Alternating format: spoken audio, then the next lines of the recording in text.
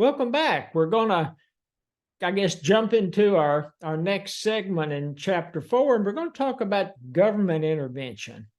And if you remember, maybe it was chapter 2, we talked about kind of the distribution. There was a little distribution of markets in the textbook, and on one end, it was like a command socialist economy or command socialist market, and over here on the other end there was a market capitalist. I guess it was talking about market economies, and so you had command socialist and market capital.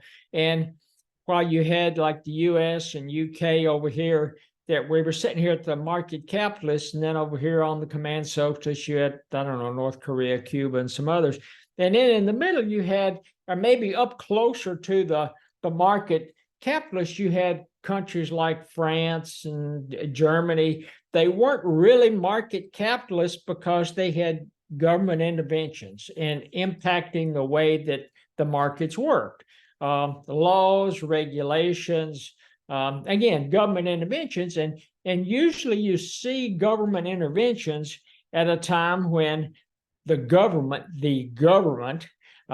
thinks that they have a better idea of what the market structure should look like or how the market should function than the free market does. And so they decide to dabble in trying to control the market, trying to control either prices or quantities. And that's what we're talking about on government intervention. And typically, I can't say typically, unfortunately, in some cases, you have, with government interventions, you have what's considered a black market takes place, and there tries to come in and take the place of the free market. So government intervention, you've got the free markets, Adam Smith's invisible hand, and markets, the supply curve and the demand curve, they're moving certain reaches. In a free market, it reaches market equilibrium with the price and quantity. But when the government plays in the sandbox with the free market, it kind of throws things out of whack. And so we're going to talk about one. We're going to actually talk about two, but the first one we're going to talk about price floors. And I grew up on a dairy farm, so I'm uniquely familiar with price floors, as just about anybody that's grown up on a farm can understand price floors. But one of the main price floors that impacts just about everybody in the United States is the wage rate, the minimum wage rate. So if you had the supply curve and the demand curve, and they are moving, back and forth trying to adjust the dollar value of labor, they would come in at equilibrium price and equilibrium quantity. And let's say that price per hour that it hits equilibrium is $8. I don't know, we'll just pick one. So $8 is your equilibrium price. What the government does is it will come in and it will set what they call a price floor with the minimum wage rate, and it'll set it $12. Pick a number, $10, $12. As long as the government sets it above the equilibrium price, then that's determined and that's considered a price floor. And what typically happens in a price floor is there is more supply than demand, because when that wage rate goes from $8 to $10 or $12, what do you think that's going to do to the factors of production? One of the main factors of production, the labor market, that impacts all of your production processes. Think what it does with fast food. So if they've been paying people $8 and all of a sudden they have to pay them $12 an hour, think what that does to the profit at McDonald's and Wendy's and different fast food locations. And it's the same thing with any company that's trying to manufacture or trying to produce goods and services. So that's what that minimum wage rate does, is it sets it above the price floor. And so it creates a surplus of labor, because you have a lot of companies that, say, hey, I can't pay that. They either go out of business, or they cut back to skeleton crews, or they lay people off, or there's a lot of things going on. But that's what happens with the wage rate. And it basically sets a minimum allowable price.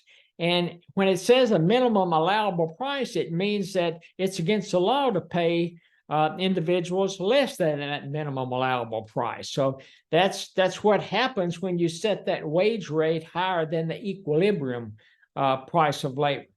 And it basically sets a lower limit on the price of labor.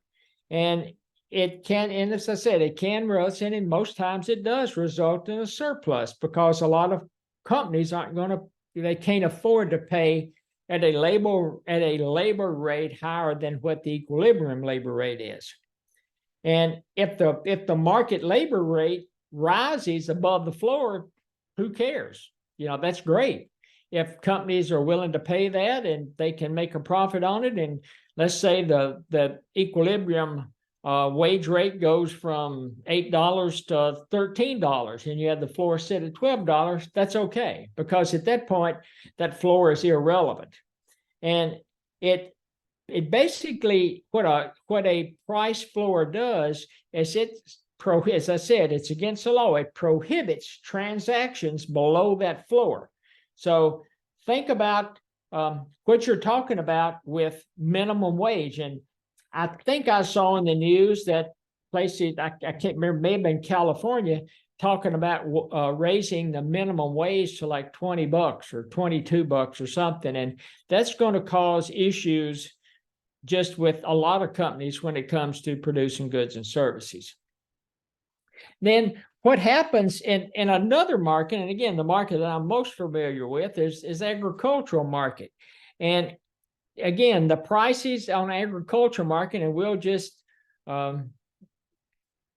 pick, and wheat, we'll just say wheat or corn or soybeans or, you know, milk or price for cattle. It's similar to the wage rate. It's similar to the price floor that we saw in the minimum wage, because the government decided on the minimum wage that they needed a wage rate higher than the equilibrium rate, and they set that at $10 or $12 because it improved the cost of living for the working population. And so what you've got over here on the agriculture side is something similar. The government looked at commodity pricing and said farmers are having trouble, especially the small family farms, having trouble making a go of it. And so what they do is they set floors. So we'll just take, again, I'll just take corn. So corn, let's say the equilibrium price per bushel on a bushel of corn is $6. And the government sets that price floor again above that. It's got to be above the equilibrium price. So they set that price floor at $8, and they make it against the law to buy and sell, or transaction, buyers and sellers to come together and work at any price lower than that $8. And in the past, what's happened is the government has actually bought the excess. So the government will start buying excess, and as the supply shrinks, then it'll start to push that equilibrium price up. But the government will buy the excess, and government has done that for years. Buys excess milk, it buys excess, corn, grains, any type of commodity that they set the price floor on.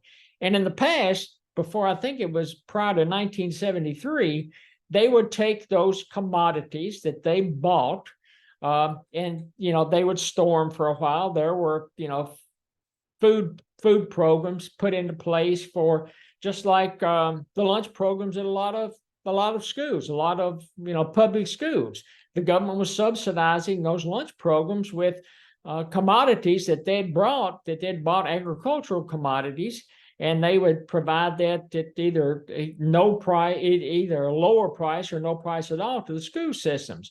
They would do the same thing with families, that low-income families. And I can remember individuals that worked for us on the farm that they qualified for some of those programs, and the government once a month would bring by peanut butter, they would bring by cheese, they'd bring by powdered milk, brought by honey, a lot of these commodities, and they would give them to those individuals free that qualified for these programs. And I think, though, at some point, probably, and I think it was 1973, the government decided rather than to have to buy and to store these commodities and then turn around and have to move them, especially if they had more supply than what they need in the United States, they would sell it, to globally on the economy to underdeveloped countries. And what they decided in 1973 that they would just come up with a target price.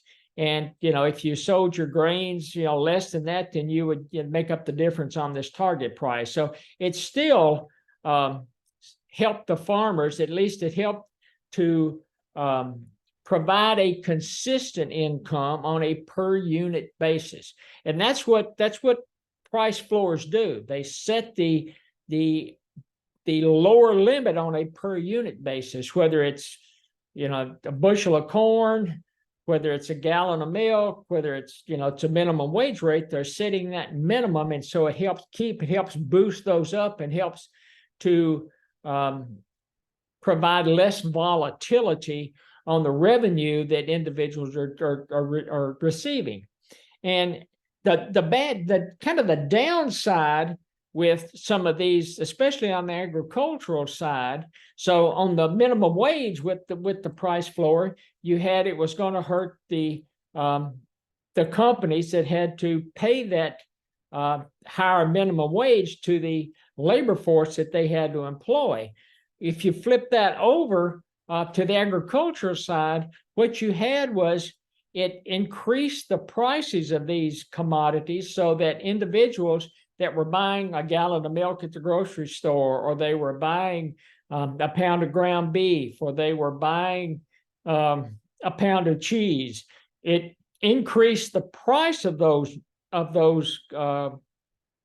products that you were buying at the grocery store. And at the same time, not only was increasing the cost of the product to the consumer were having to pay for these subsidy type programs with increased taxes. So it was hitting the consumer in the pocket twice. Just like on the minimum wage, if you're having to pay more for labor, then companies will start raising the prices of the goods and services that they sell. And again, you're getting hit. It's a double whammy on those price floors to the consumer because they're paying higher product prices and they're also having to subsidize it on the tax side. And one of the things that was somewhat a little different with the agricultural price floors is if you signed up for one of these agricultural subsidy type programs, you had to help the government reduce supply. So if you could reduce the supply, the free market would drive the price up anyway, and the government wouldn't have to subsidize these price floors. So if you signed up for these government programs, at least on the agricultural side, you would have to agree to put, if you had 100 acres planted in corn this year, you'd have to agree to only plant 80 acres in corn next year. If you were operating a dairy farm and you were milking 100 cows, then you had to sell 15 of them to slaughter, to sell them to butchers. So that was going to reduce the supply of milk. So through these subsidy programs on the agricultural side, the government was hoping that they could control the supply of these commodities, and by controlling the supply of the commodities, the free market would automatically drive the price up. And what does that sound like? What is OPEC trying to do on gas and oil? They're trying to control the supply so it keeps the price driven up. So these price floors, at least on the agricultural side, is somewhat similar to what OPEC was trying to do with gas and oil. And at this point, we're going to stop there. And when I come back, we're going to talk about rental price ceiling. So similar to a floor, it's just a little flip. It's a somewhat similar concept, but we're going to flip it. So we're going to talk about price ceilings when I come back, and I'll talk to everybody then. See you soon.